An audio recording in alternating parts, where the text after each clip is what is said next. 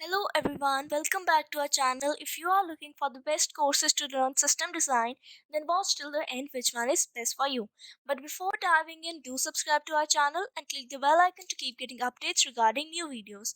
Our video on best courses to learn Lambda and Stream has come. Click the I button to watch it. Firstly, what is system design? It's actually an art to structure your program, design your modules, specify boundaries and interactions with other parts of the system so that they are easier to read, maintain, and flexible to change. Now, without getting into more details, let's get started with the best 5 courses to learn system design. So, the first course is Grokking the System Design Interview. The System Design Interview is one of the first courses that describes the large scale distributed system design problems in detail.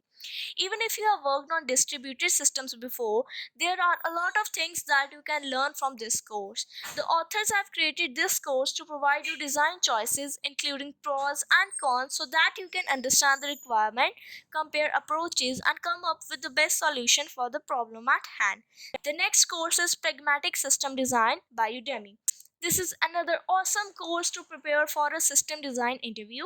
You will learn everything from preparing for system design interviews to architecting real world systems. This course is also designed in an incremental fashion which makes learning easier and effective.